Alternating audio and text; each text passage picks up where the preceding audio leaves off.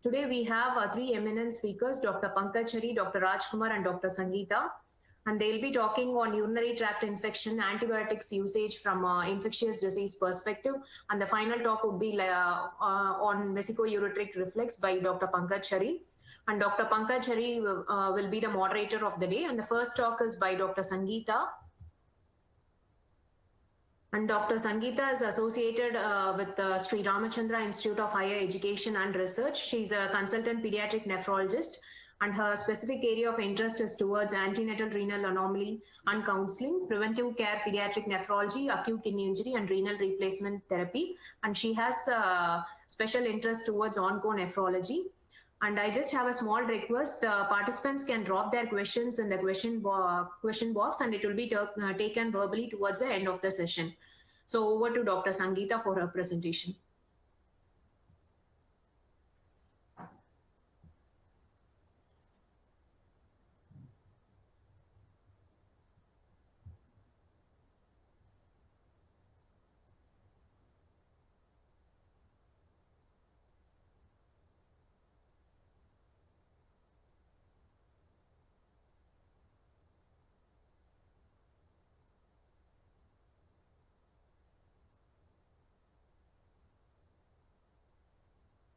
Dr. Sangeeta? Dr. Sangeeta?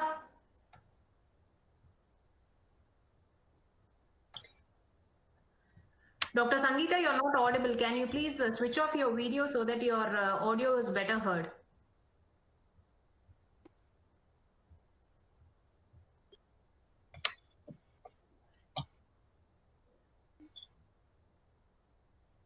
Dr. Sangeeta, you're not heard. You can switch off your video so that we'll hear you better. Can you hear me? Can you hear me now? now now it is audible. Yes. Yeah. A very good evening to one and all. I thank Namalwa sir and Dr. Kalaivani for this wonderful opportunity to talk on urinary tract infection in children.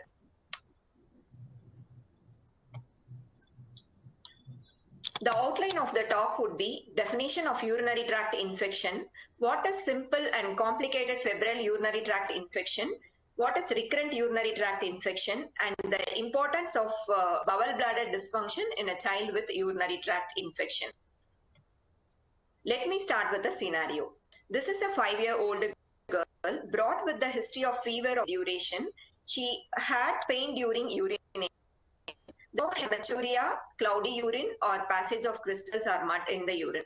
There was no history of vomiting or loose stools. On examination, she was febrile and hydration was good. There was no vulval synechia and other system examinations were normal.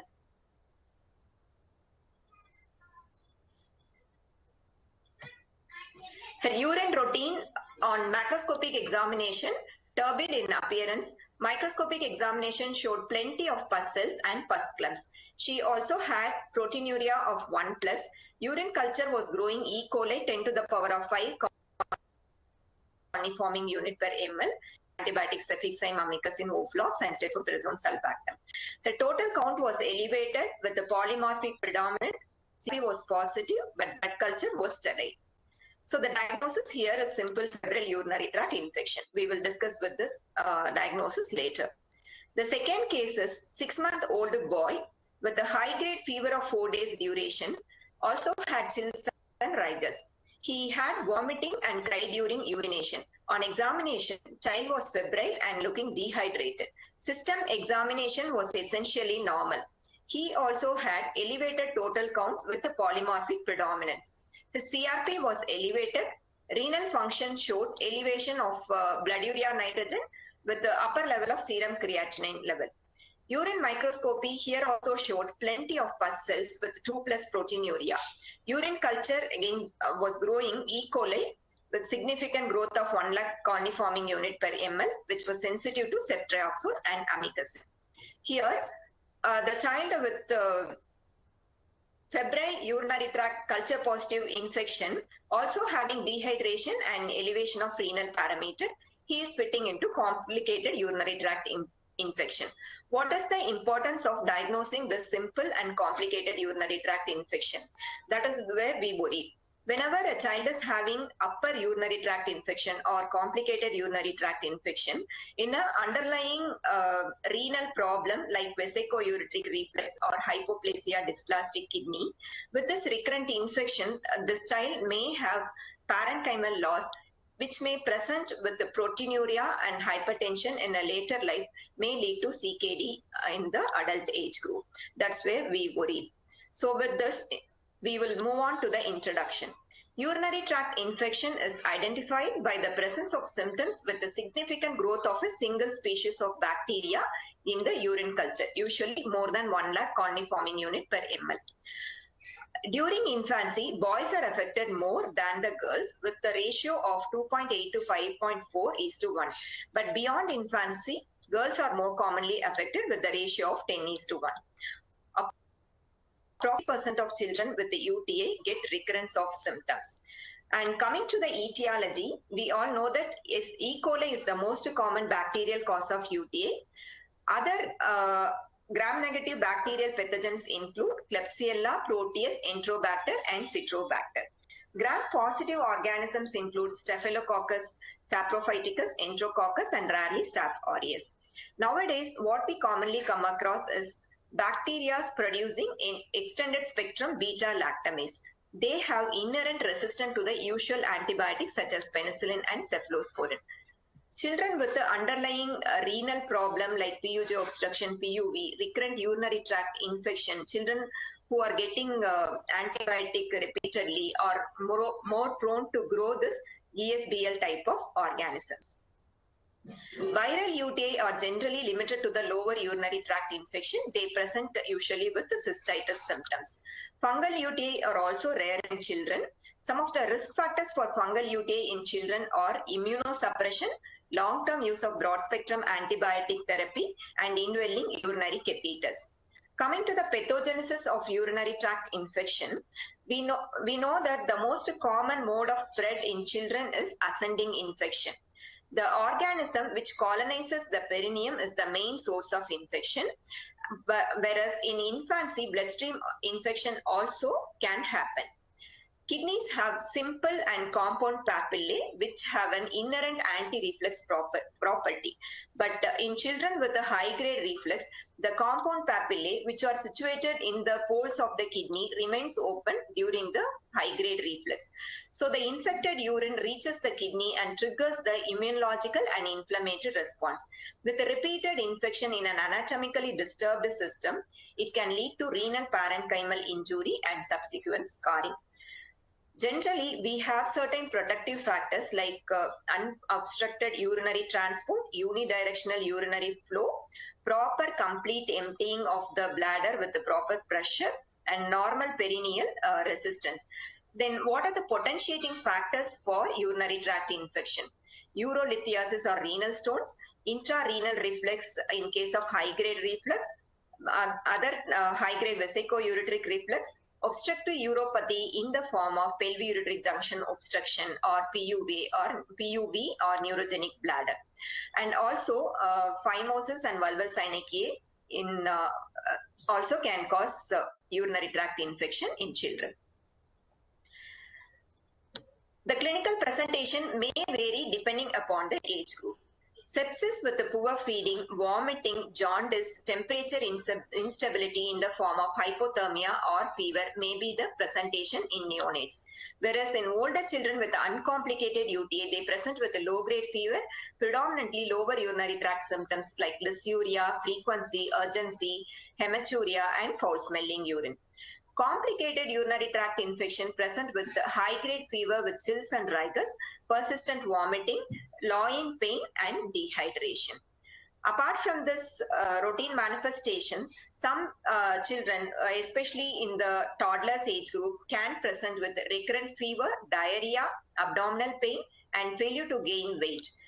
In children with underlying structural abnormality, urinary incontinence, straining during urination, poor urinary stream like in PU form. When you do the clinical examination, always look for the growth parameters, blood pressure, and systemic toxicity signs, and look for palpable distended bladder, which is very important in posterior urethral valve obstruction. And in children with the upper UTI, you can also find enlarged kidneys with the renal angle tenderness. With the cystitis, you can also have suprapubic tenderness. Look for palpable for underlying bowel bladder dysfunction. Always keep a note on vulval synecdoche in girls, zymosis in boy children. Should complete the examination with the spinal examination to look for any neurogenic component. What are the screening tests available for urinary tract infection? Routinely, we do urine microscopy to look for pyuria. More than 5 WBCs per high par field in a centrifuged urine is called pyuria. The sensitivity to find out UTI is 73%, whereas the specificity is 81%. We also have certain rapid dipstick methods to find out, to suspect urinary tract infection. These are leukocyte esterase test and nitrate reduction test. With this leukocyte esterase, nitrate reduction and microscopy, the sensitivity increases to 99.8, whereas the specificity is 70%. We also have enhanced urine analysis in which, along with the pyuria, bacteria will be detected using the gram stain. Here the sensitivity is 85% and the specificity is 99.9%. We know that urine culture is the gold standard investigation of choice. When you collect the urine culture in neonates and infants, suprapubic aspiration or transurethral bladder catheterization sample should be collected. In a toilet-trained children, midstream sample is adequate to diagnose urinary tract infection. Once you collect the urine sample, even a single pathogenic growth is significant if you collect the urine sample by suprapubic aspiration, and the probability of UTI is 99%. More than 50,000 colony-forming unit per ml is needed when you do the culture by urethral catheterization, and the probability of UTI here is 95%. When you collect by midstream clean cat sample, more than 1 lakh colony-forming unit per ml of urine is needed to diagnose UTI, and the probability of UTI is 90 to 95%. Apart from this urine routine and culture, we also have to do complete blood count, CRP, procalcitonin if it is available, blood cultures to look for bloodstream infection, and renal function test as a baseline. All children with a febrile urinary tract infection should undergo ultrasound abdomen. What is the role of imaging in urinary tract infection? We do ultrasound for all children with a febrile UTI. Depending upon the age group, we go for further imaging. Whenever a child is presenting with febrile urinary tract infection, we do all 3 imagings: ultrasound, MCU, mixture-eating cystourethrogram, and DMSA renal scan. Whereas in children 1 to 5 years of age, we do the ultrasound and DMSA scan. If anything is abnormal, go for MCU test. If the child is more than 5 years old, do the ultrasound. If the ultrasound is abnormal, then you can decide about MCU and DMSA scan. Now let us look at the role of ultrasound in urinary tract infection. Acute pyelonephritis, you can find out whether it is a unilateral or bilateral disease, focal or diffuse involvement is there. The common presentation of acute pyelonephritis would be enlarged kidneys. You can also find out compression of the calyces, renal sinuses, loss of corticomedullary differentiation, echoema, pelvic wall thickening, rarely emphysematous pyelonephritis by ultrasound. Voiding cystourethrogram, usually we do it after the treatment of acute infection, 2 to 3 weeks after treating the UTI. This will reveal the vesico-ureteric reflex, whether it is in the unilateral or bilateral side, along with any bladder abnormality like bladder diverticulum and posterior urethral valve can be picked up by doing voiding cystourethrogram. What is the role of DMSA in UTI? This can be done in the acute phase or after 4 to 6 months of treating the urinary tract infection. And if you do it in the acute phase, this will give you the photopenic area due to the acute inflammation due to urinary tract infection. And if you do it in the chronic, after treating the acute pyelonephritis, if you do it after 4, you can find out the low, and it will also give you the essential function of both the kidneys. What is the treatment of urinary tract infection? Whenever a child is more than 3 months old, taking orally, then definitely you can treat the child as outpatient with oral antibiotics. The drug of choice is cefixime, 8 to 10 mg per kg per day in 2 divided doses. Also use other drugs like co-amoxiclav, ciprofloxacin, Oflox or cephalexin. If the child is less than 3 months old or older children with the toxicity persistent vomiting, deranged renal function, they should be hospitalized and started on parenteral antibiotics. The drug of choice here is ceftriaxone, 75 to 100 mg per kg per day in 1 or 2 divided doses IV. Other drugs used for parenteral therapy are cefotaxime, amikacin, gentamicin, co-amoxiclav. A word about ESBL producing organisms, which is very important in children who are having underlying renal problem, especially obstructed systems like PUJ and PUB. Meropenem, ertapenem or imipenem are the drug of choice for treatment of ESBL producing organism. These are the first line drugs for children who are getting admitted in the PICU. If it is a non-severe ESBL infection, still we can go ahead with piperacillin tazobactam at the dose of 200 to 300 mg per kg per day in 3 divided doses. What is the duration of treatment? If it is a complicated UTA, the duration of treatment is 10 to 14 days, whereas in uncomplicated UTA, the duration of treatment is 7 to 10 days.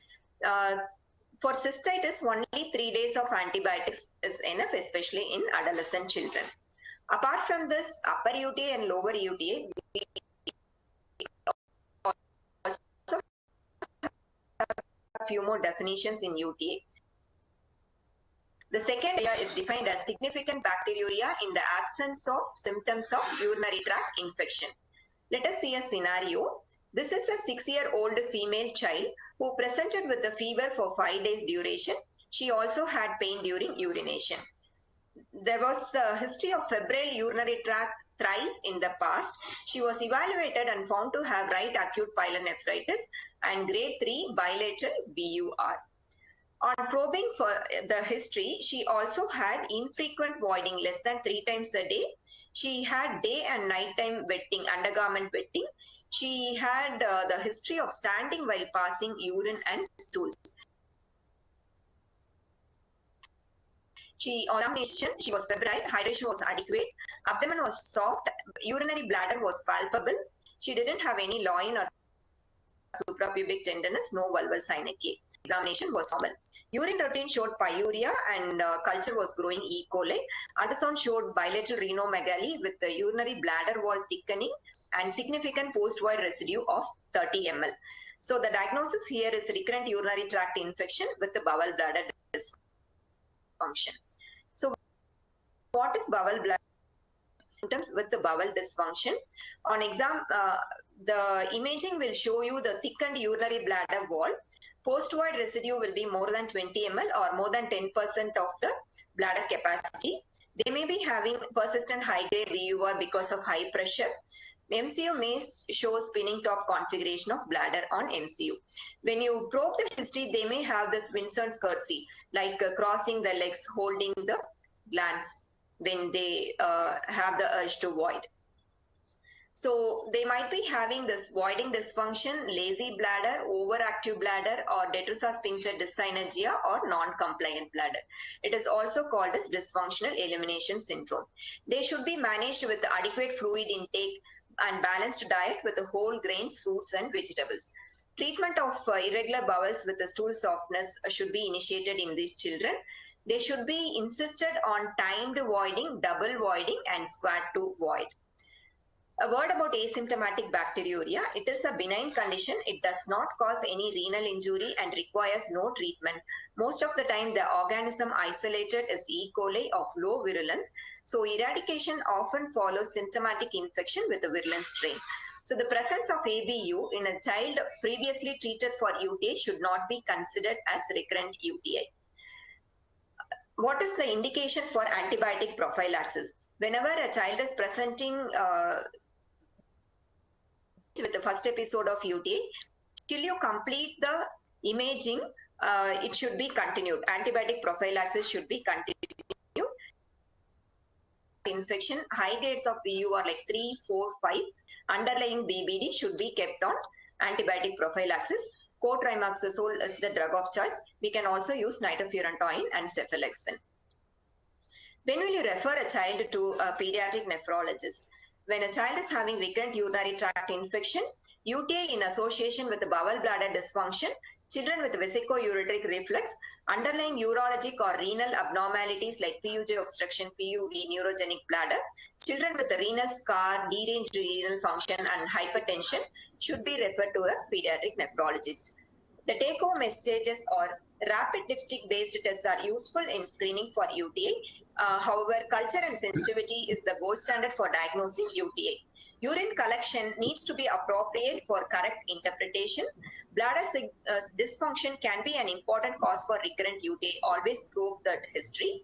Radio imaging is required to rule out underlying abnormality in a stepwise manner depending upon the age.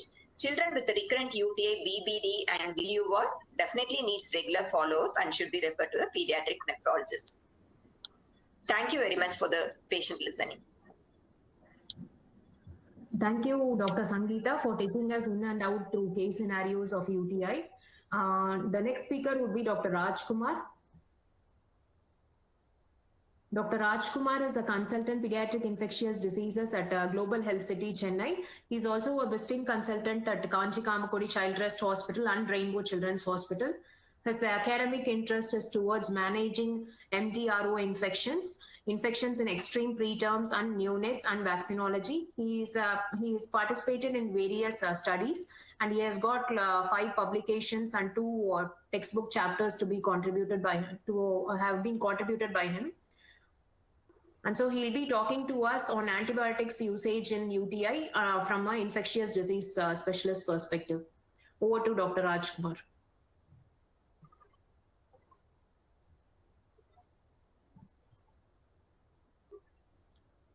Dr. Rajkumar? Yeah. Am I audible?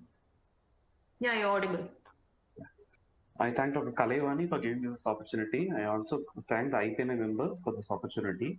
So we have heard from Dr. Sangeeta about the prevalence of UTI, the ESBL prevalence, and the antibiotics of choice. Today I shall be speaking about the antibiotics in UTI, particularly with respect to the choice and duration of antibiotic therapy. So coming to the guidelines in the past, the NICE guidelines came in 2007, the AAP came in 2011, and IAP came in 2012. And among them, ceftriaxone was recommended as an empirical drug of choice. But does it validate for today's date? No, it doesn't validate, because the ESBL prevalence is rising over the period, and the same antibiotic may not work for current scenario. So what is a choice? So what is ESBL organisms? ESBL organisms are beta-lactamases that can hydrolyze penicillins, cephalosporins, and aztreonam. They belong to the class A of the Ambler classification that includes SHV, TEM, CTXM, and apart from class C and class C classification where it includes the AMC producers. No.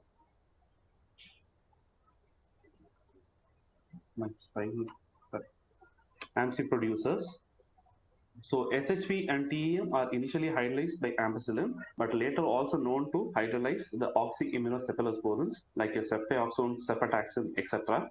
And again, these enzymes are encoded on transdermal plasmids and can be transmitted within species and outside species, meaning that if an E. coli has an ESBL gene, it can be transmitted to the same another E. coli or can also be transmitted to another Klebsiella. Again, CTXM genes. So these are ESBLs that preferentially hydrolyze cefotaxime over cefotaxime, and these are the most common ESBLs that are prevalent worldwide nowadays. These are also found in both plasmids and also integrate in chromosomes. So what is the overall prevalence of ESBL in current scenario? So this picture shows the prevalence of ESBL worldwide, and pictures areas marked in orange, particularly I mentioned a value of more than 50% prevalence. It includes mainly India and South Asian countries. So what is the ESBL prevalence in India? There are various studies that have quoted the prevalence. The Pallab et al. Quoted a prevalence of 33% ESBL in E. coli and 42% in Klebsiella group. And Nipasing et al. Quoted a 61% prevalence in the E. coli group. And Balaji et al. From CMC Venu quoted a prevalence of 64% in ESBL in the E. coli group. So what is the prevalence of ESBL in children? This was a systematic review and meta-analysis produced in 2017. They looked at the presence of ESBL in children with bacteremia over a period of 15 years. What they did found us was that every year, about 3.2% increase in ESBL prevalence was happening over the last 15 years. And again, the study also showed the prevalence of ESBL worldwide. It showed in Africa, it was around 15%, in India around 11%, and in the other Asian countries, it was around 7%, and in Europe, it was around 4%. The other concern of organisms is the AMC producing organisms. These are famously called as the spice organisms, mainly Serratia, Proteus, Providentia, Citrobacter, and Enterobacter.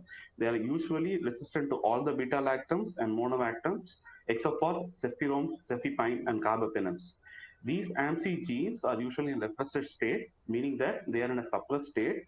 But whenever you give beta-lactams, they start to get expressed and they can develop an inducible resistance while on therapy, meaning that you are giving a drug, the organism appears susceptible, you start on a drug, they may develop resistance while on treatment. The other option for treating these organisms include your fluoroquinolones, cotrimoxazole, apart from your carbapenems and fourth generation cephalosporins. So what is the antibiotic of choice in complicated UTI, particularly with reference to pyelonephritis? I shall be discussing about two drugs in particular, piperacillin tazobactam versus meropenem. So coming to piperacillin tazobactam, what is the mechanism of action? It is an extended spectrum penicillin. It inhibits the penicillin binding proteins beneath the cell wall of bacteria and activation of endogenolysis, autogenolysis. And again, tazobactam is a beta-lactam inhibitor. The tazobactam acts by inhibiting the beta-lactamases. How does it do? One molecule of tazobactam goes and eventually binds to one molecule of beta-lactamases. So what does it mean? Whenever the bacterial load is high, whenever the beta-lactamase production is high, not that all the beta-lactamases may be inhibited by tazobactam. So this is one problem with piperacillin tazobactam. How about meropenem? This also acts by inhibiting the bind to the penicillin binding proteins and inhibiting cell wall synthesis. And again, in gram negatives, they traverse the outer membrane through specific outer membrane proteins to reach the periplasmic space. And again, the specific advantage of meropenem is the beta-lactam structure. It is positioned in such a way that it cannot be inactivated by the ESBLs and AMC producers. And again, meropenem has the advantage of pyrrolidine side chain, which enhances the anti-pseudomonal activity. And compared to piperacillin tazobactam, whenever the bacterial load is high, like in sepsis, renal abscess, etc., like that, meropenem has a broader effect and tries to reduce the most of the beta-lactamases and organisms as compared to piperacillin tazobactam. So what is the spectrum of activity of both the drugs? Both have a similar spectrum. In gram positives, they cover both for Staph aureus, pneumococcus, streptococcus, etc. And for gram negative, they cover most of the Enterobacteriaceae, apart from Acinetobacter, Burkholderia cepaceae are covered by meropenem. Again, anaerobes both have an equal spectrum of coverage.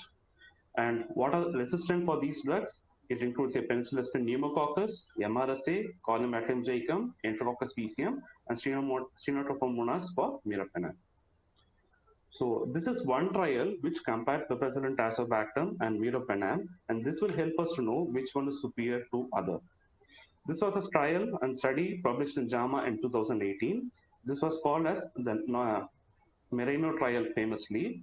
And here, what was the target of this trial was to prove that piperacillin tazobactam is not inferior to meropenem when it comes to ESBL bacteremia. So this was a non-inferiority parallel group randomized trial, which was done in hospitalized patients. It was done over 9 countries and include 26 sites. This was done over a period of 3 years. So methodology, they included patients with at least one blood culture showing E. coli or Klebsiella that is resistant to ceftriaxone but susceptible to piperacillin tazobactam, meaning the ESBL organisms. Of the total 1,646 patients analyzed, 391 were included and 187 in the Piptaz group and 181 in the meropenem group. They were treated for a period of 4 to 14 days. The primary outcome was to look at the all-cause mortality at the end of 30 days, and secondary outcome was to look at time to clinical and microbiological resolution of infection. So what the study showed, in piperacillin-tazobactam group, the microbiological resolution was 68.4%. In meropenem group, it was almost 74.6%. Both were comparable.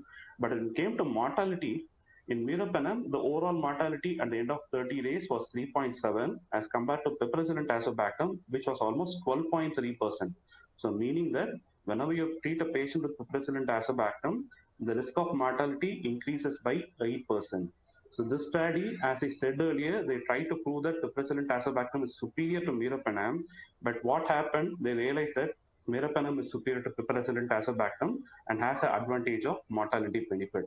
In fact, the study was interrupted for this reason, realizing that piperacillin-tazobactam has a mortality risk. So what does it conclude? Meropenem is superior to piperacillin-tazobactam when it comes to ESBL bacteremia. So what is the implications for our settings? So let me explain with a case scenario. We have an 8-month-old infant with 2 days of high fever with chills, dysuria, vomiting, lethargy, looks toxic, and has hypotension at admission. So what does it mean? This is a child with probable UTI with septic shock. This child is a sick child. There's high chance of bacteremia. This child is hemolytically unstable and requires ICU stay. And the chance of mortality is high in this child. For such a baby, I will choose meropenem over piperacillin-tazobactam. Again, the same baby, 8-month-old with 2 days of fever, dysuria, lethargy, looks toxic, but is hemolytically stable, comes to your OPD and is not too sick or not hemolytically unstable. Here I will choose piperacillin-tazobactam over meropenem. So what are our concerns? Yeah, I'm speaking about 2 broad-spectrum antibiotics. Our chance of antibiotic resistance is the biggest concern. But what we need to realize is that the initial broad-spectrum antibiotic therapy does not lead to development of resistance. Resistance develops whenever you don't de-escalate at the right time and use unknowing, low dose, inappropriate dose for a longer time. And again, what we need to realize is the golden hour rule.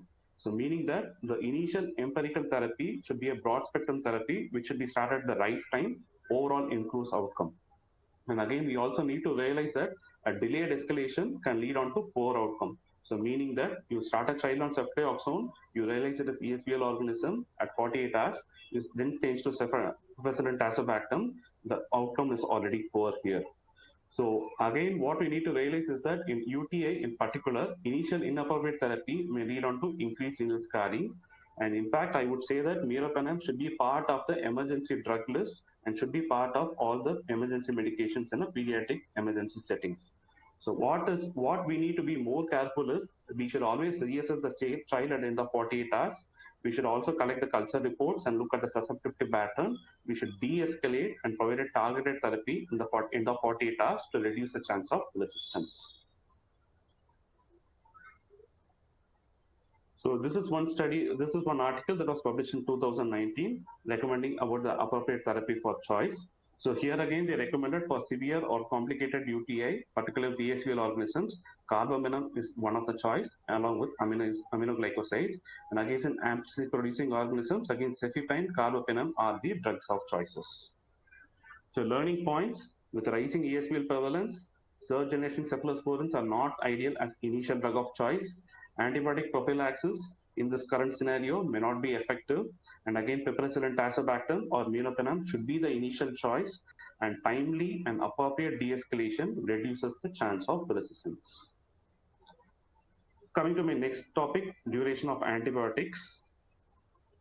So what is the background? In adults with pyelonephritis, the shorter duration of therapy is recommended nowadays. In fact, nowadays they give a therapy only for 5 to 7 days, and they also found that it is not inferior compared to the prolonged therapy. In children, the various studies and guidelines so far has recommended for complicated UTI 10 to 14 days of therapy. That is a child with pyelonephritis, they usually recommend a therapy of 10 to 14 days. So is there a way to reduce such a duration in children, particularly with reference to complicated UTI? This I would like to explain the study. So this was a study again published in JAMA in 2020 May. This was a retrospective observation study. Here they added the advantage of using inverse probability of treatment weighted propensity score analysis. This basically is to reduce the chance of bias in such settings. This study was done in USA in 5 hospitals in Maryland, and this study was done over a period of 2 years. The main objective of study was to look at the treatment of pyelonephritis and compared to short course, that is 6 to 9 day course, as compared to prolonged long course, that is more than 10 days. Here they included both inpatient and outpatient therapy, both parenteral and oral antibiotics. The inclusion criteria were children between 6 months to 18 years age group with culture-proven active pyelonephritis, and they should have received 6 calendar days of in vitro active antibiotic for pyelonephritis. The primary outcome, what they tried to study was a treatment failure, that is unanticipated emergency department or outpatient visits related to UTI symptoms, and again hospital readmission related to UTI symptoms, prolongation of initial antibiotic treatment course, and death.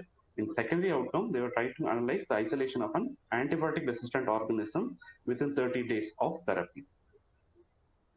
They also did a subgroup analysis looking at outcomes based on the age groups, that is 6 months to 3 years, 4 to 13, and 14 to 18 years.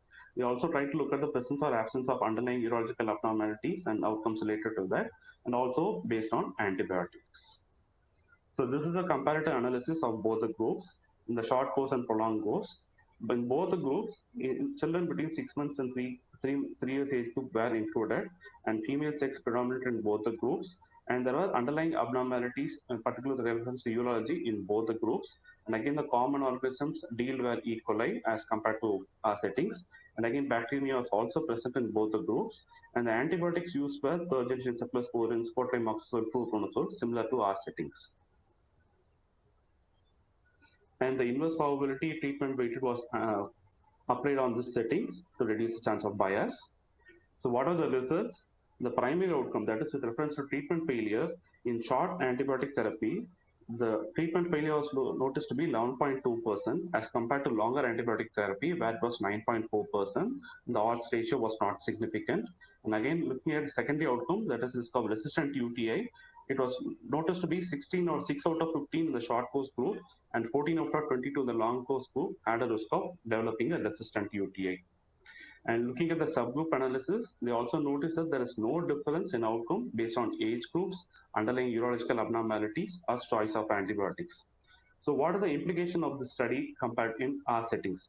So this study has similar picture to our setting. This study also deals with younger children as we do. This study also deals with children with underlying urological abnormalities as we do. And again, E. coli has been the common organism compared to our settings. They are use of common antibiotics that we do use in our settings. So this study, they concluded finally that in acute pyelonephritis, a short course, that is median of 8 days, when compared to prolonged course, a median of 11 days, has similar outcomes. And they also concluded that a short course therapy has less chance of resistant organisms. So cutting down the duration of antibiotic can be done, should be done in our settings, and should be tried for definitely. This has an advantage of reducing chance of resistance again. Thank you. Thank you, Dr. Rajkumar, for the excellent session and speaking on from the infectious disease perspective. The next speaker for the day is Dr. Pankaj Hari. He does not require any introduction. Dr. Pankaj Hari is a professor, Department of Pediatric Nephrology at prestigious All India Institute of Medical Sciences, Delhi. He has excellent research work on vesicoureteric reflex, and so he is the person to talk on vesicoureteric reflex. And he is also a counselor of ICNA from 2020 to 25. He is the vice chair of ICNA Best Practice and Standard Committee. He's been awarded as a fellow of Indian Academy of Pediatrics in 2015. He's also served as a president between 2014 to 15 and as a secretary between 2001 to 9 in Indian Society of Pediatric Nephrology. And so over to Dr. Pankaj sir to talk on vesicoureteric reflex. Thank you, Kalaivani. I'm grateful to you for inviting me to deliver this talk, and it's a pleasure for me to be talking about VUR, the controversies. So this is the overview of my talk. I shall be talking about prevalence of VUR because there is a debate as to what is the true prevalence of VUR. How should you image a child after a UTI? Because the main reason we do imaging after UTI is to pick up this common congenital anomaly of the urinary tract.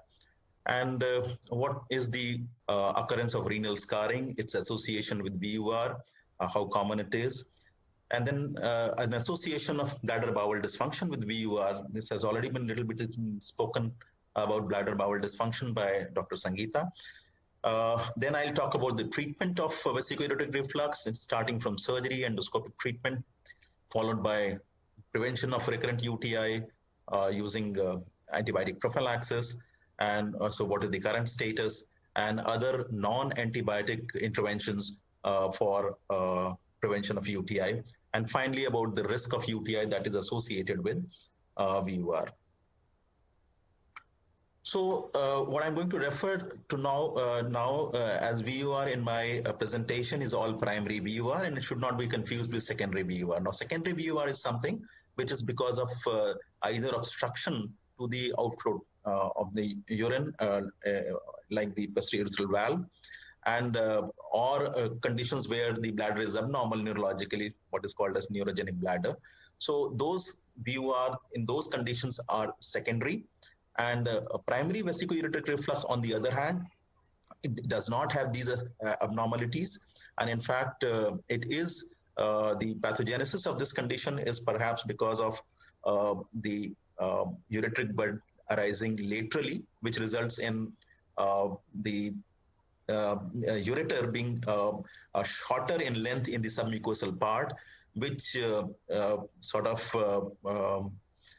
does not result in the appropriate anti-reflux mechanism, and therefore the urine flows retrograde in a retrograde manner into the ureter and the pelvis. It's been found to be present in about 30 to 40% of children with UTI, and has been associated with end-stage kidney disease in about 7 to 17% of cases in various series.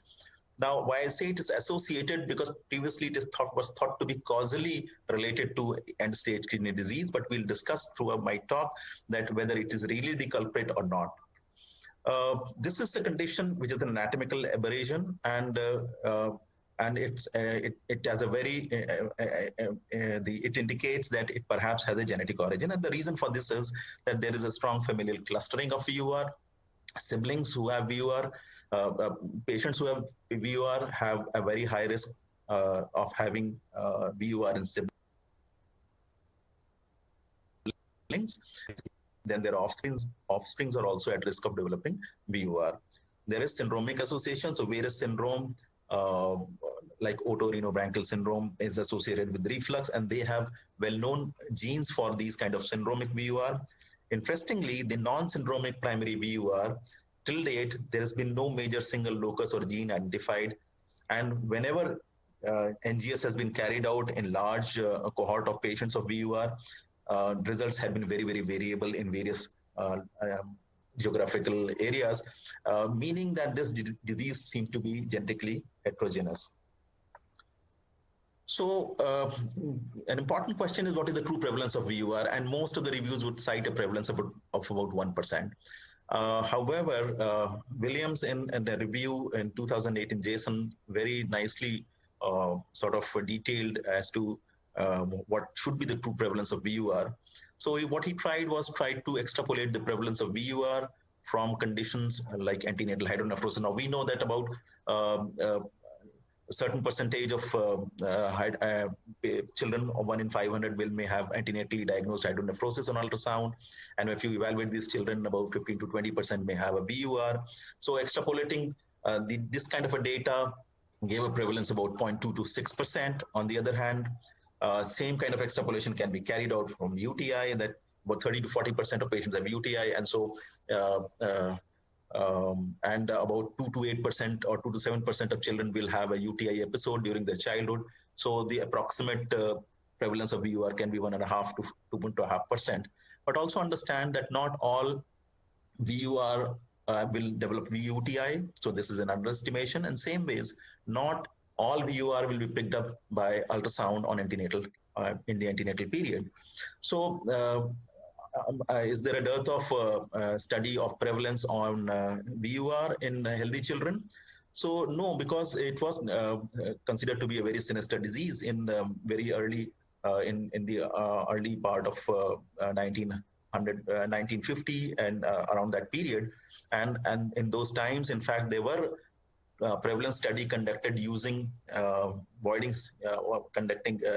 using cystography in well children. Now it seems odd that why healthy children should be subjected to this kind of evaluation. So, however, there were 15 studies between 1916 to 81, and they used variable cystographic method. So they were using non-voiding studies also. And we know that in non-voiding cystography, the chances of picking up VUR is much lower. So there the prevalence was 0 to 4%.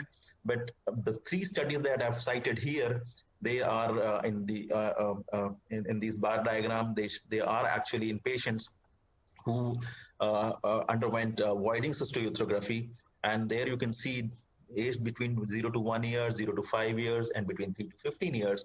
The prevalence of VUR in well children ranged from 8 to 13 to as much as 28%.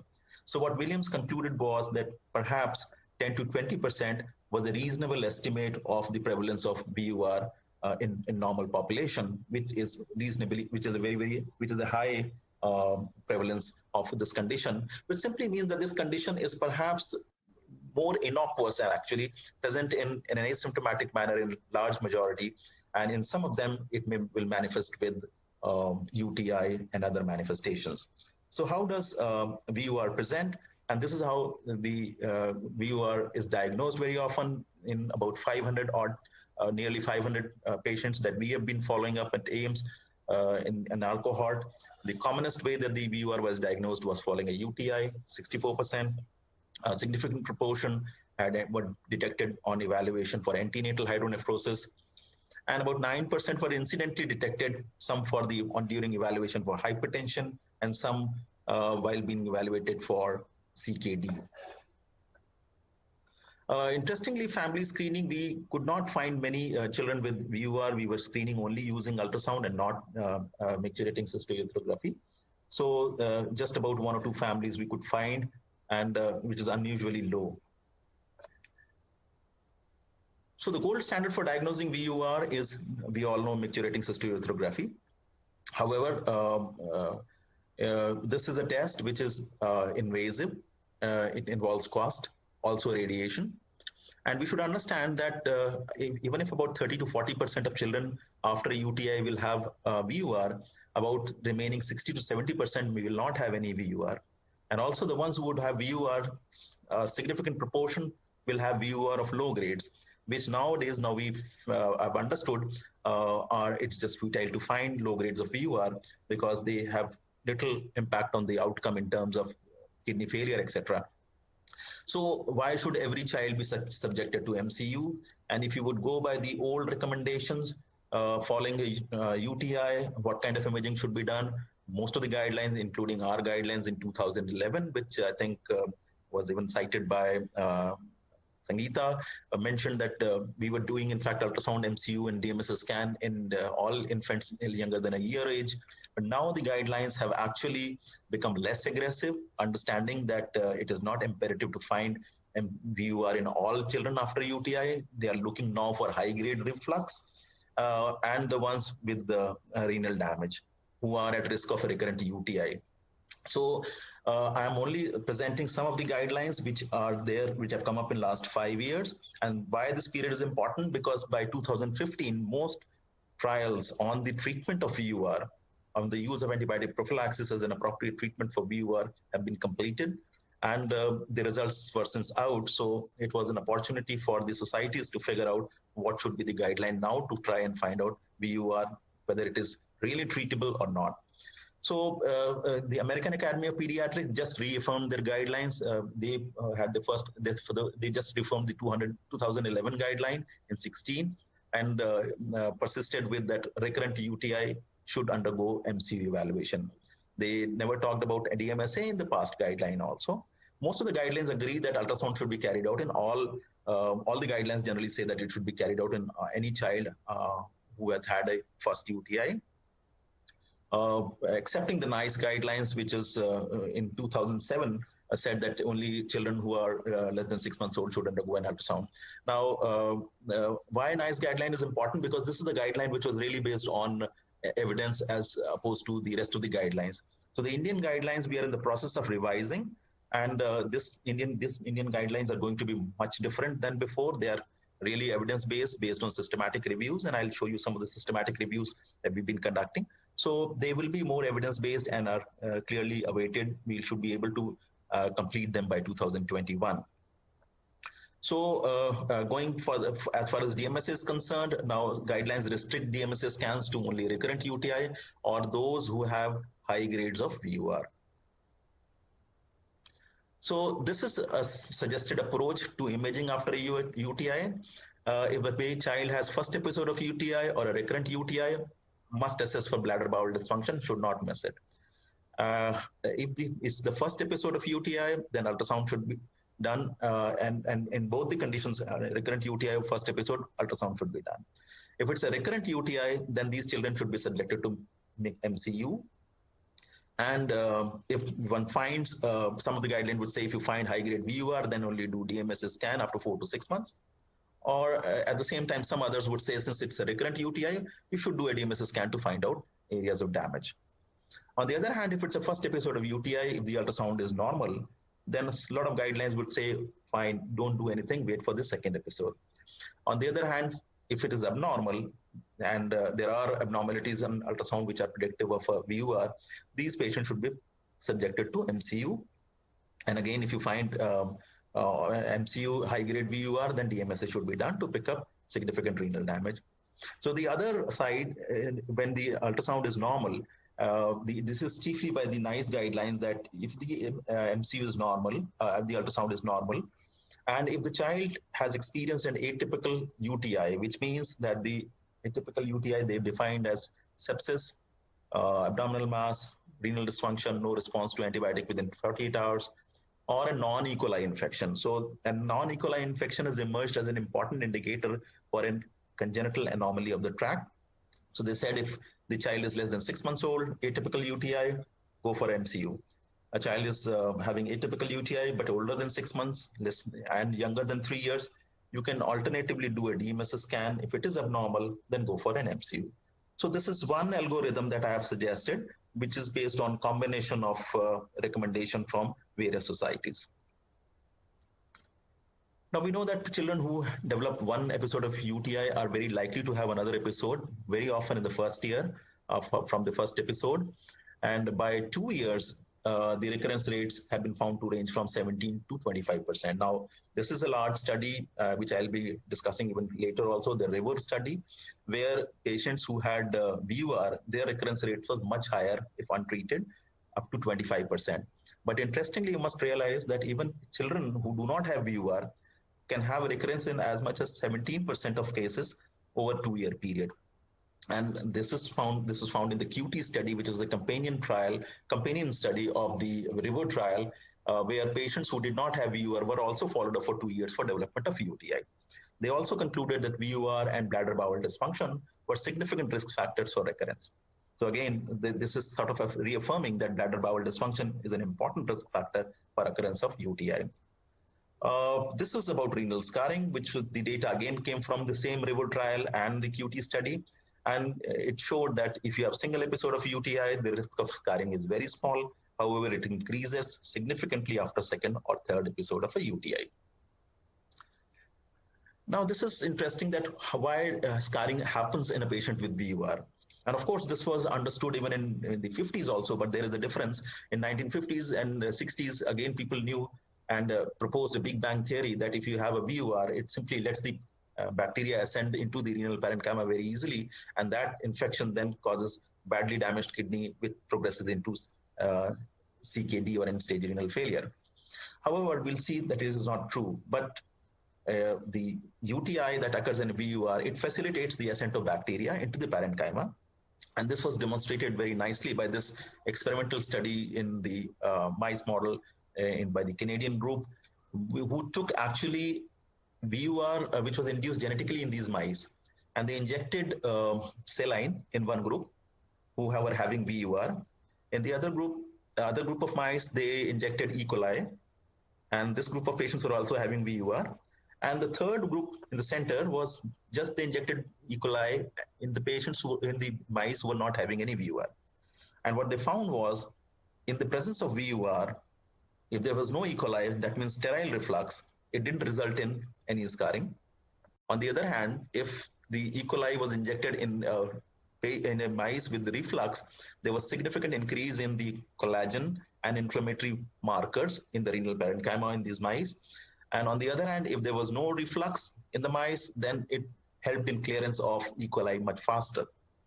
So it changed our understanding about the occurrence of scarring in UTI. Now I'll come to that later.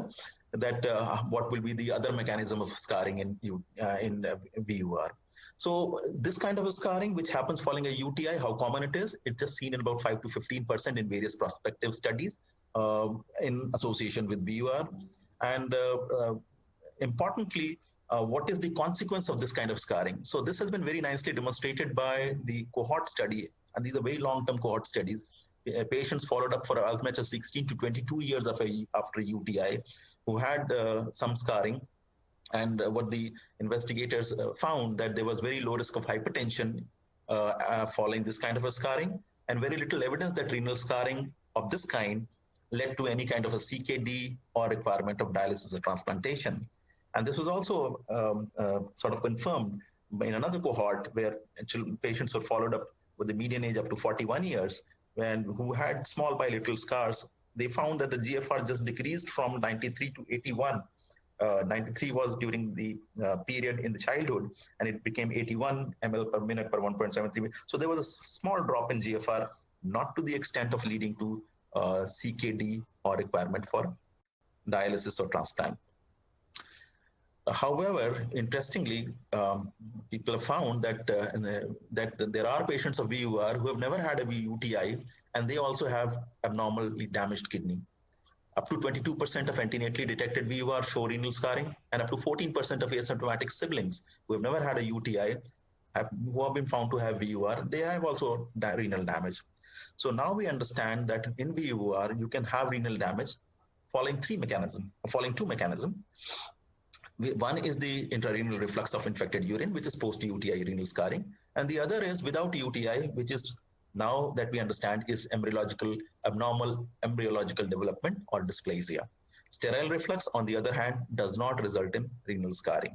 So clearly there are two kinds of scars. Congenital hypodysplasia results in global damage, predisposes to hypertension, renal failure, more often seen in boys with dilated VUR, and is not amenable to therapy. On the other hand, post-infection renal scarring results in small renal scars, low risk of hypertension and renal failure, and more often seen in girls with recurrent UTI, and may be prevented by giving antibiotic prophylaxis. So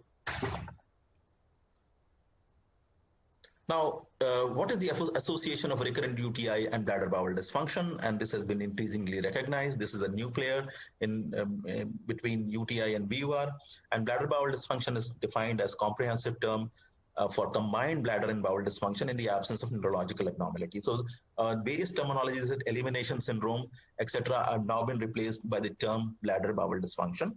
And we try to look at how common is bladder bowel dysfunction in patients with VUR. And there are multiple studies, so we were able to sort of meta-analyze them and look at the pool prevalence of bladder bowel dysfunction in VUR. And of these 43 studies, we found that bladder bowel dysfunction was present in up to 41% of patients with VUR in the pooled analysis. And bladder bowel dysfunction in VUR increased the risk of recurrent UTI by as much as 2-folds. So how is bladder bowel dysfunction diagnosed? This Sangeeta has already discussed, but it's important to understand that bladder bowel dysfunction is an independent predictor of UTI. It delays resolution of VUR and also results in failure of endoscopic injection of bulking agents. The therapy of bladder bowel dysfunction has a positive effect. It decreases the bladder pressure and results in downgrading of the VUR. And it's important that if you have to assess bladder bowel dysfunction, apart from the history, one should try using the avoiding scoring system, which helps in all the questions that are asked. Ideally, one should have a version of the dysfunctional avoiding DBS scoring system in our local language, so that the patients can understand as to what we are asking for, what bladder symptoms we're trying to assess.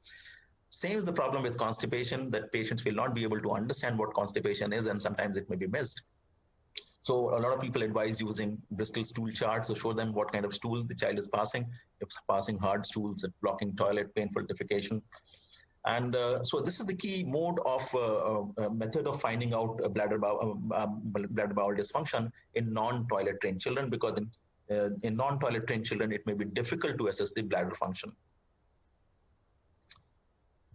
Now I'll talk about the treatment of primary VUR and how it has changed over the years. So as I said, in 50s, 60s, primary VUR was regarded as a very sinister disease and was almost seen as a predisposing disease to be causing end-stage kidney disease. So all patients were subjected to surgeries and were also given antibiotic prophylaxis. This used to be the standard treatment. However, some of the patients who were on antibiotic prophylaxis, they did not undergo surgery, and they just continued on medical therapy. And that's how when people found that those patients were also not doing so badly. And that led to randomized controlled trial in 80s and 90s, which compared surgery versus low-dose antibiotic prophylaxis for treatment of VUR. So I'll come to the meta-analysis of these studies, and how they impacted the treatment was that gradually, by the change of the millennium, medical treatment with low-dose antibiotic prophylaxis became the cornerstone of treatment for vesicoureteral reflux. Interestingly, in the late 90s, another form of treatment which was minimally invasive, the endoscopic treatment, where a bulking agent who used to be injected into the uretrovesical junction to cause fibrosis, they also gained importance. But since the initial material was Teflon, wasn't having very good results. But with the arrival of Deflux, which is the newer material, a lot of urologists became interested in this treatment, and suddenly this treatment gained a lot of importance. So we will come across some of the studies which have compared endoscopic treatment versus the low-dose antibiotic prophylaxis. And more importantly, that while low-dose antibiotic prophylaxis was accepted as a treatment for VUR, people started questioning that where is the evidence for this form of therapy. And a good systematic review in early 2000 actually found that the evidence for usage of low-dose antibiotic prophylaxis was very weak, and just based on one study or two studies. So that led to at least a dozen trials of antibiotic prophylaxis versus no treatment or placebo to find out whether it works in VUR patients. And the two most important trials were the PREVENT trial, which is from Australia, and the RIVER trial that I'll be discussing in a little more detail in my subsequent slide. So the rationale for using the low-dose antibiotic prophylaxis is that it will prevent UTI by decreasing periurethral colonization, and would subsequently result in less renal scarring, and so would be useful treatment for VUR. So by the end of 2003, there were multiple studies that have been conducted on antibiotic prophylaxis versus surgery. And this meta-analysis then summarized it and showed that in terms of recurrence of UTI, surgically treated patients also continued to have UTI, and there was no difference in all types of UTI between surgery and antibiotic prophylaxis. However, if you look at just the febrile UTI, then these were less in surgically treated patients. And what this meta-analysis concluded was that you would need 9 reimplantation surgeries to prevent one febrile UTI. Now, further, apart from prevention of UTI, they also looked at renal scarring rates, and long-term studies have found that the rate of renal scarring at 5 years and 10 years are no different between surgery and antibiotic prophylaxis. So this is so in some ways, surgery offers no advantage over antibiotic prophylaxis. However, there was another pertinent question that if somebody has already damaged kidney or has a low GFR, should you not be doing surgery in those patients to prevent further damage because of the ongoing VUR? So this was answered in 2 small studies. Actually, there's not very large data on this, but those 2 studies in the Cochrane analysis also showed that there was no difference in terms of surgery preventing progression to ESRD. The percentage change of GFR was similar at 5 and 10 years, and majority of reflux improved with passage of time. So doing surgery in a damaged kidney with VUR also doesn't help.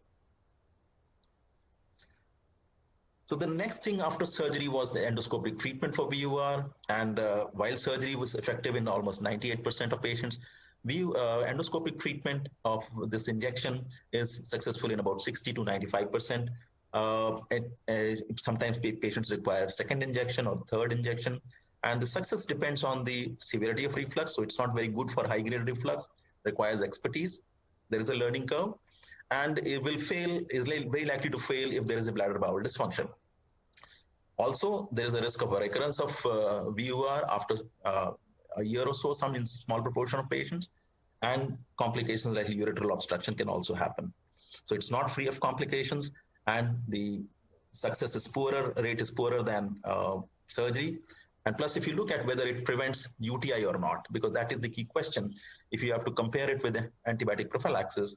And it was a Swedish reflux trial in 2010 that did show some benefit of endoscopic treatment, were not statistically significant though. And there was a second study which was performed and got published in 2016, where they found that in infants with 3 to 5 VUR, the rate of UTIs were no different when you did endoscopic treatment for VUR versus when they were kept on antibiotic prophylaxis. The only benefit was that the patients who had endoscopic treatment for VUR had faster resolution of VUR, which was expected because you're doing endoscopically injecting a material there. So given these meta-analysis, it is clear that the indication for surgery and endoscopic therapy are very limited. They are indicated only in those who are failing on medical therapy and low-dose antibiotic therapy, either due to intolerance or poor compliance, or sometimes even parents may prefer to undergo some kind of a corrective surgery, because if they've been counseled in that manner by the surgeon, then they would insist that I would undergo a surgery for my child rather than keeping the child on antibiotic prophylaxis and risking for antibiotic resistance. Now, as I said, when antibiotic prophylaxis became the standard of care, and this was being questioned, a lot of studies were carried out. By 2009, 2011 Cochrane review said that we have low quality studies by that time, and there may be some benefit. So this was a trial, which was a very large trial in children on antimicrobial prophylaxis in VUR, which was been carried out from 2007 onwards in multiple centers in North America.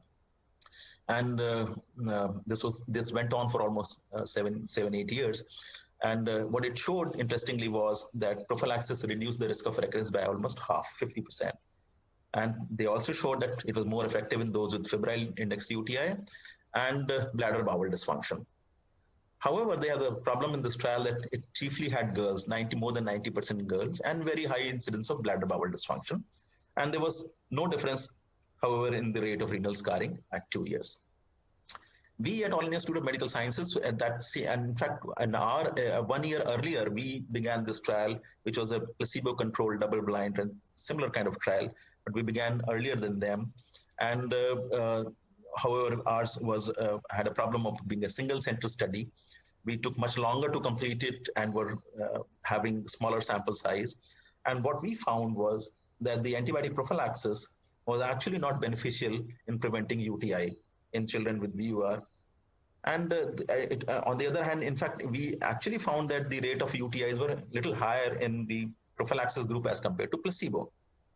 Why this kind of a contrasting result?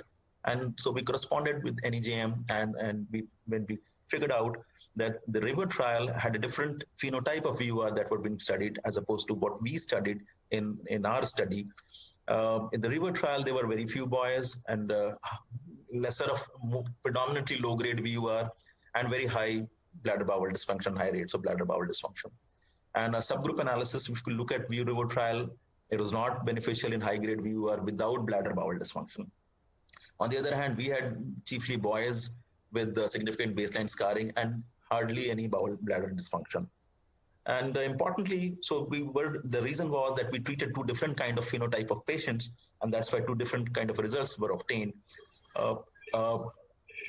In addition, both the studies showed that there was no benefit of renal scarring. Very recently, a cost-effective analysis of the RIVER study has been done, and it has shown that it is not cost-effective to use antibiotic prophylaxis in lower grades of VUR.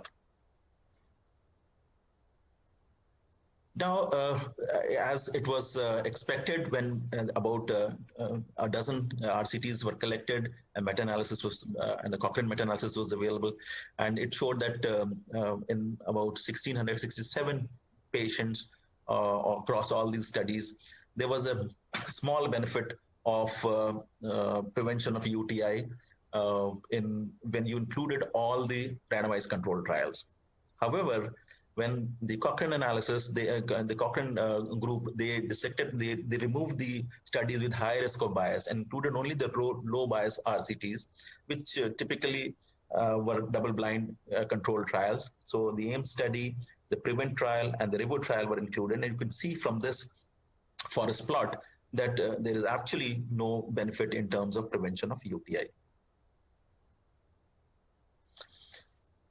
Now, the other important question is, which the Cochrane didn't do in their meta-analysis, and we as a part of an exercise for formulating ISBN guidelines and conducting several systematic reviews and meta-analysis carried out, was to look at whether prophylaxis, how does it do when you segregate high-grade reflux and low-grade reflux.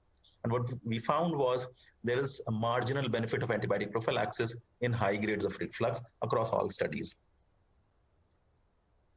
Now, if you look at what happens to renal scarring with antibiotic prophylaxis in VUR, you can see that except one study, which is the Swedish reflux trial of 2009, the rest of the studies have shown no difference in terms of renal scarring. If you include only the good quality studies of low risk of bias, there is no difference.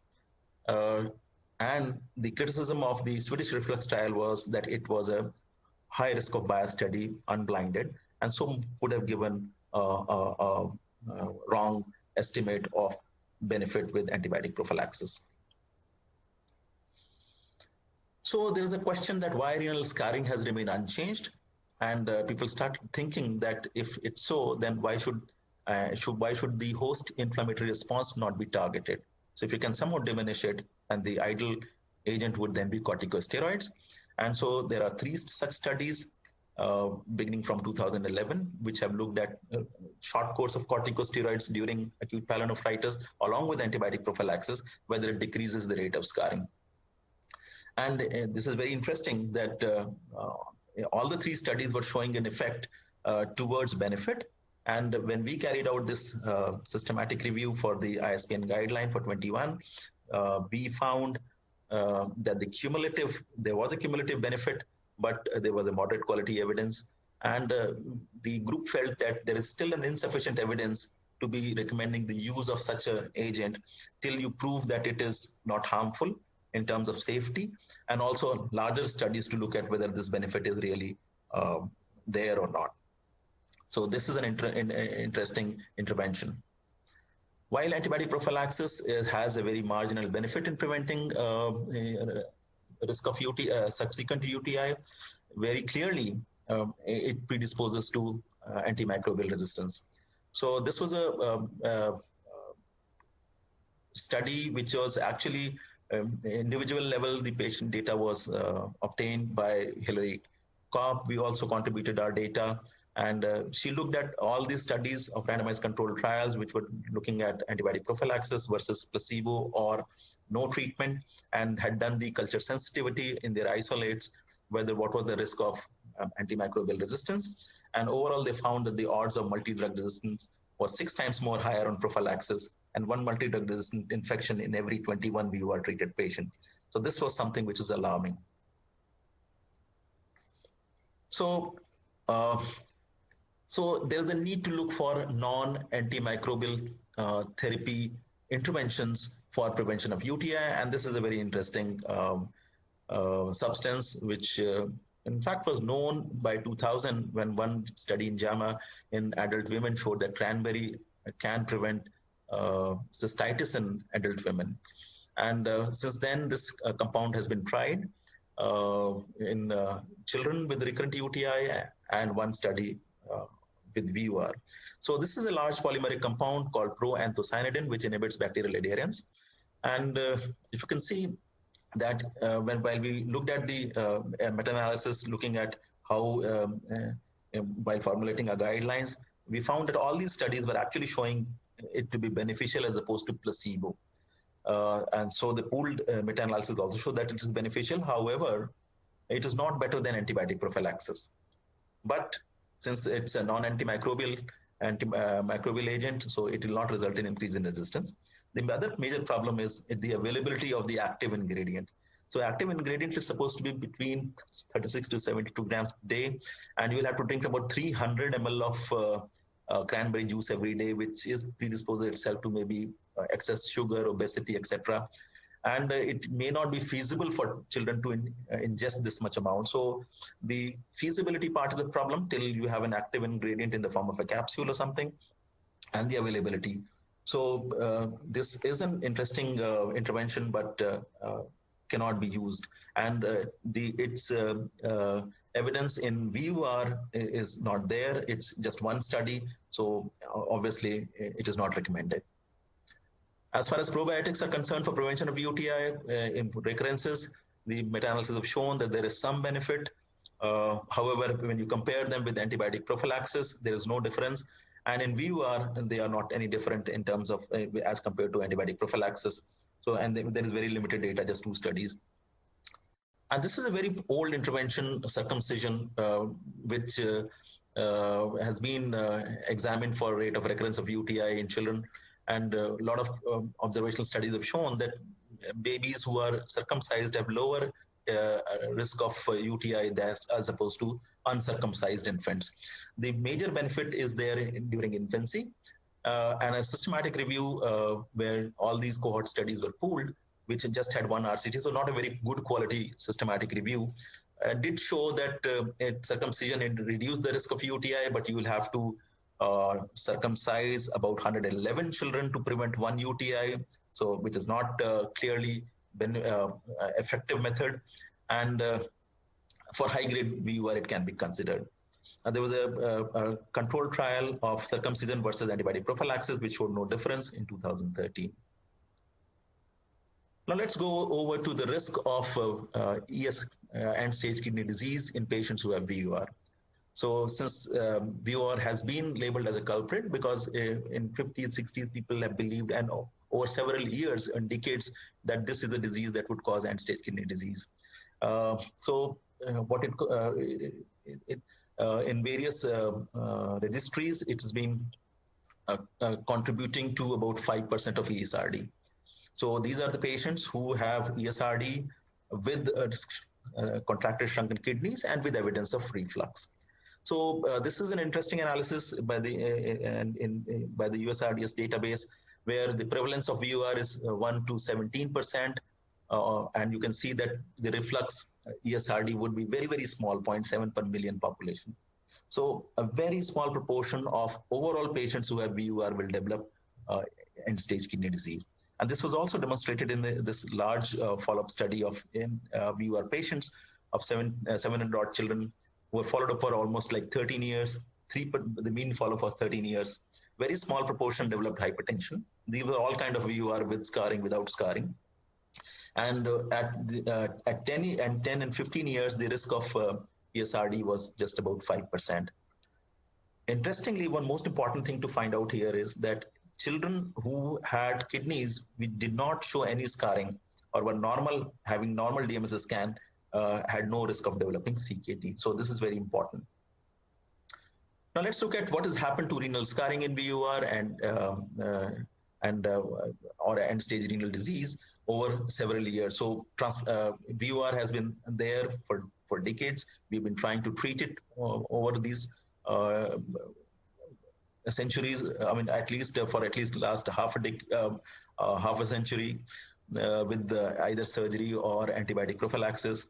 And this is the Australia-New Zealand registry data, which Craig assembled and found out that the incidence of ESRD attributable to reflux had remained static between 1970 to 2000. So there was no change with whatever treatment was being instituted. If you look at the North American Pediatric Transplant Registry data, the reflux nephropathy contribution had stayed at 5%, hypodysplasia at about 15-16%. There's been no change. So what it seems, therefore, and the authors have concluded that the treatment of VUR has not been accompanied by the hope for reduction in incidence of ESRD attributable to reflux. Now, what does it mean? to me, it seems that we've been chasing the wrong rabbit. And as the evidence has stated, I mean, as I've gone through all the evidence, you can figure out the surgery, though curative for reflux, it does not prevent UTI. You can still continue to have UTI despite reimplantation. Surgery does not retard progression to ESRD. Dysplasia and not the reflux causes ESRD, because the acquired scars, which can happen as an association with VUR, are really innocuous. And it's somehow that dysplasia, VUR, and UTI, they three coexist, perhaps maybe genetically related. And in some ways, VUR has been implicated to be causing ESRD. And we have seen over years that correcting reflux and trying to prevent UTI has not changed the final outcome, which is end-stage kidney disease. The good thing about VUR is, while we do not have a very effective treatment, or we are not changing the outcome of renal scarring, it disappears with passage of time. And in majority of children, it will disappear. So lower grade of reflux will disappear over a median time of about 3 years. 4 and 5 will take much longer, about 12, 13 years. But the ones even who don't have complete resolution of VUR, they become downgraded to something like grade 2 or even less. So it's for the first time in 2015 that HIDAS proposed that one can predict breakthrough UTI in some ways in VUR, and we don't need to treat all VUR patients. So thus he gave the concept of risk stratification, that there are certain low risk factors and high risk factors, and the high risk being higher grades of reflux, dilating VUR, presence of bladder bowel dysfunction, who are more likely to have a recurrence of UTI. And when the RIVO data that it showed was reanalyzed using this, the investigators found that the benefit in low risk category of VUR was not there. Low risk of breakthrough UTI was not there. It was only those who were having a high risk of recurrence of UTI, which means dilating VUR, bladder bowel dysfunction. They were the ones who actually had a benefit with antibiotic prophylaxis. Now, this is another area where this is another phenotype of VUR which is detected antenatally. They don't have, they may have UTI. So there is an increased incidence of UTI postnatally in these patients, but whether antibiotic prophylaxis help in this kind of patient is not known. And this is a different phenotype because these children, the ones who are antenatally detected, have severely scarred kidneys, more often seen in boys. And to answer this question, whether antibiotic prophylaxis will have any significant impact on renal damage or scarring, this is the PREDICT trial which is going on across Europe in several centers, where they are randomizing patients into the ones who are diagnosed to have VUR and on antenatally diagnosed hydronephrosis into two groups. One has been just followed up without any placebo or any prophylaxis. The other group is followed up with antibiotic prophylaxis, which can either be cotrimoxazole, nitrofurantoin, or coamoxiclav based on the physician choice. Grade of VUR between 2 to 5. And the result of this trial is awaited, and by 21, this trial is supposed to be completing. In fact, the enrollment has been completed and the follow-up is awaited. So finally, I think we'll have some information as to how should antenatally detected VUR be treated. So what are the guidelines currently and how have they changed over a period of time? So we knew that the guidelines previously used to be that VUR surgery, then followed by antibiotic prophylaxis. But over the 5 years, I'll just summarize some of the guidelines. Have they really changed the management of VUR? Knowing the fact that most trials which looked at prophylaxis versus placebo got completed by 2015. So if you look at the Korean guideline, case SPN guideline of 2015, they recommend no prophylaxis, any form of VUR excepting 5, and not even in recurrent UTI. American Academy of Pediatrics doesn't speak about antibiotic prophylaxis. Nice guidelines, they say recurrent UTI, yes, you should use antibiotic prophylaxis. The recent Italian guidelines say antibiotic prophylaxis for 4 and 5. So they say 3 you can discuss with the parents. Swiss guideline, same way, say about, which are very recently published about a few months back, say grade 4, grade 5 and 4 should be treated with antibiotic prophylaxis, the others not. And some of the guidelines mention bladder bowel dysfunction, the others don't. So this is a suggested algorithm for treatment of VUR. So once you diagnose primary VUR, be sure that you're dealing with primary VUR and not a secondary VUR. Low grade, 1 or 2, no UTI, no prophylaxis. If a patient develops a UTI or has had a UTI, And if there is no bladder bowel dysfunction, then perhaps you don't need antibiotic prophylaxis and you may not use it. But if there is a bladder bowel dysfunction, use antibiotic prophylaxis till there is resolution of bladder bowel dysfunction. If it's a high-grade reflux, then antibiotic prophylaxis is recommended, even in the absence of bladder bowel dysfunction, till the child becomes toilet trained or is of 2 to 3 years of age and has not had a UTI in last 1 year. If there's a bladder bowel dysfunction, then you have to address this. Till bladder bowel dysfunction persists, you should ideally be continuing antibiotic prophylaxis. You can stop it once BBD is resolved. And if a patient continues to develop recurrent UTI on antibiotic prophylaxis, then you should consider going for surgery or endoscopic injection. So finally, to conclude, primary VUR has a high prevalence, is usually unmasked following a urinary tract infection. Bladder bowel dysfunction is associated with the recurrence of UTI and should be addressed. It is the dysplasia and not the acquired scars that follow UTI that would be causing end-stage renal disease. Surgery is as good as prophylaxis for VUR, and there are very limited indications for it now. Prophylaxis should be selective, and in recurrent patients, in children who have recurrent UTI or who have bladder bowel dysfunction or who have high grades of VUR, prophylaxis, we should realize that prophylaxis is associated with significant antimicrobial resistance. And finally, the ultimate outcome of renal scarring is unaffected. One should explore the non-antibiotic interventions. And finally, this has been a journey for VUR from being a culprit to be causing end-stage kidney disease to now being labeled as an innocent bystander. I'll stop here now. Thank you very much. Thank you so much, sir, for the excellent session and elaborating all about vesicoureteric reflex. Like your research is seen in your presentation of VUR. It was an excellent presentation, sir. It was an excellent research work as well. Thank you so much, sir. Can we take up the questions, sir? Sure. Dr. Sangeeta, Dr. Rajkumar. Yes, yes. Like, there are a few questions. Right. So the first question, yes. So I'll read the question. And so the first question is how to discern exact cause of dysfunctional elimination syndrome. Will history, voiding diary clinch it? So Sangeeta, would you like to answer it?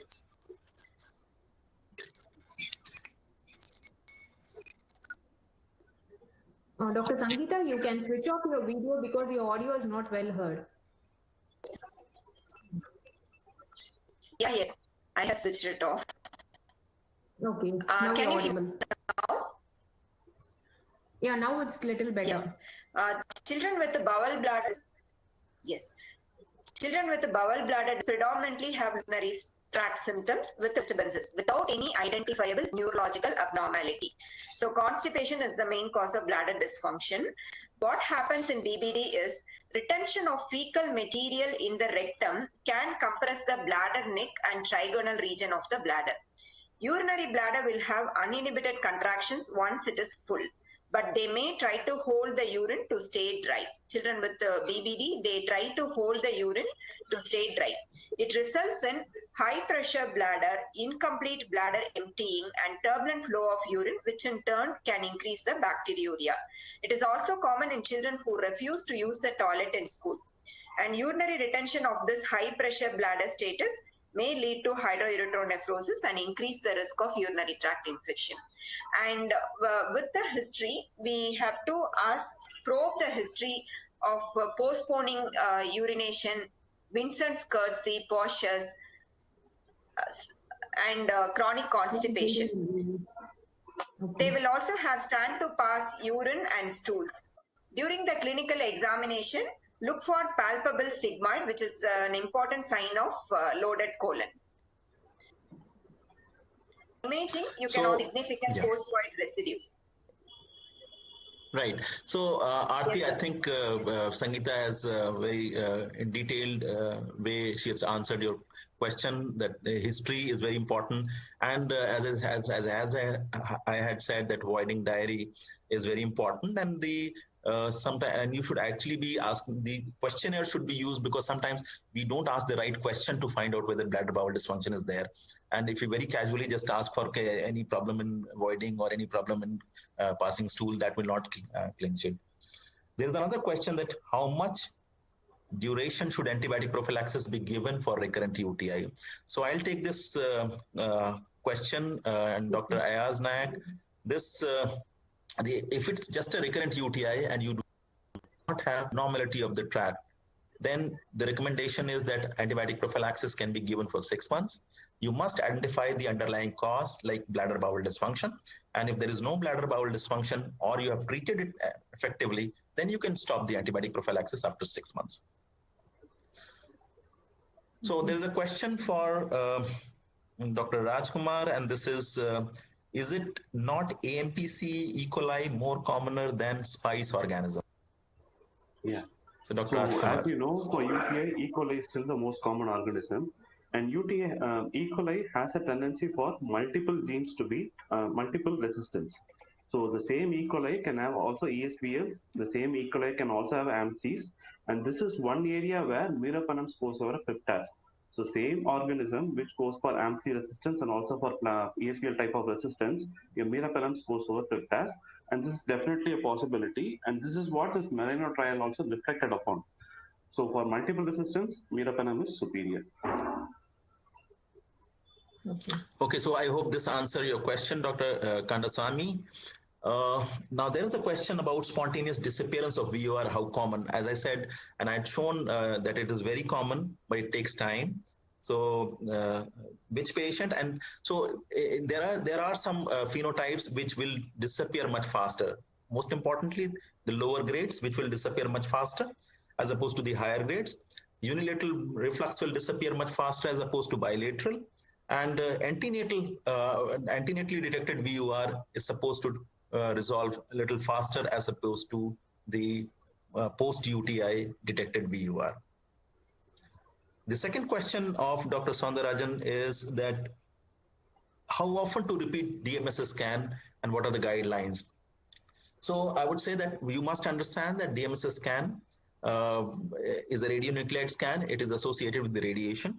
So it is not completely free of radiation. So it has a significant exposure up to as much as 2 millisievert and equivalent to about 15 to 20 X-rays. So you should use it judiciously. So at diagnosis of VUR, yes, you should do it. And then you need to repeat only if your patient has had a recurrence of UTI to see whether the new scar has developed. If there have been no recurrences or breakthrough UTI, there is no need to repeat a DMSS scan. If the DMSS scan was done very early in infancy and you find discrepancy in renal growth, it may sometime be repeated later when the child grows up. So previously there used to be recommendation that do these tests every 1 to 2 years, but this is no more true. We would, if we are not very sure about renal scar, if the patient has had a renal scar in the past on a previous DMSS scan, then one would repeat it generally to find out whether a new scar has appeared when the child is adolescent before transferring him to adult care. Otherwise, I generally would not. Then there is a question about, is there a role of DTPA scan in UTI? I believe DTAP likha hai, but I feel that I think you are asking a DTPA scan. And will you like to answer, Dr. Sangeeta? Would you like to take up the question, Dr. Sangeeta? What is the role of DTPA scan in UTI? Yes, sir. DTPA scan has no role in management of urinary tract infection unless child is having pelvic-ureteric junction obstruction. In that case, to know the obstructive pattern, we do the DTPA scan. As the part of management of urinary tract infection, DTPA scan is not needed. That's absolutely correct, that DTPA scan is not required in evaluation of UTI unless until you figured out that there is likely pelvic-ureteric junction obstruction. Then there is a question about dysplasia can be diagnosed by histopathology only.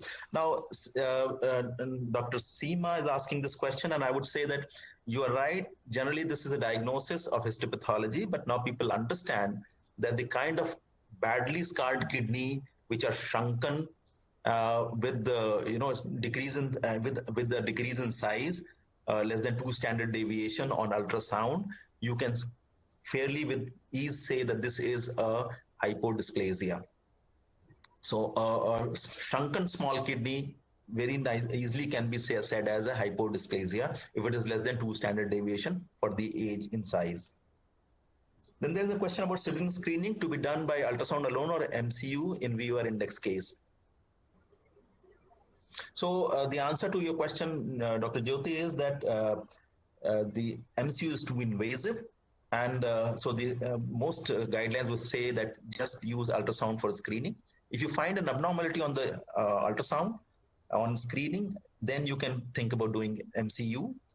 If you find that the sibling develops a UTI, then and there's a history of VUR, then a lot of guidelines would say you could consider doing MCU in this patient. There's a question about what about antibiotic prophylaxis in girls with recurrent lower urinary tract infection with bladder bowel dysfunction with no VUR? And the answer to this question is yes. This recurrent urinary tract infection is an indication for using antibiotic prophylaxis. Most guidelines would say yes, use it, even in the absence of VUR. So because in bladder bowel dysfunction and recurrent UTI, antibiotic prophylaxis have been shown to be beneficial.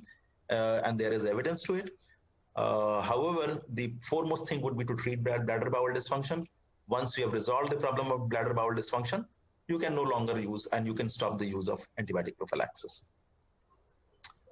So over to you, Kalaivani. I think the questions are over at the moment. I think there is one question which was left out, sir. The question number 2, which says ml of fluid and type of fluid to be used to be given as enema in neurogenic bowel bladder. Would you like to take up this question, sir? It is little away from the topic, but yes.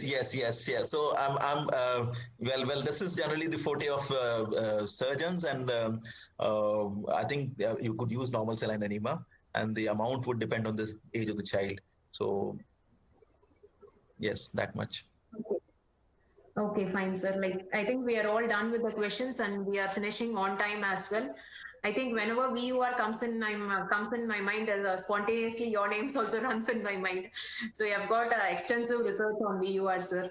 Thank you so much for chairing the session, sir. Thank you, Dr. Thank you, Dr. Rajkumar. It was an excellent session on UTI. From an infectious disease perspective and from a nephrologist view, and all about the VUR by Dr. Pankaj. Thank you so much, sir. I think there are a few more questions. I think we can't wind up. Just one question left. All right. Optimum duration for constipation in BBD. Would you like to take up the question, Dr. Sangeeta or Dr. Pankaj? Sure. I'm Sangeeta. First, ladies first. Dr. Sangeeta, you're there?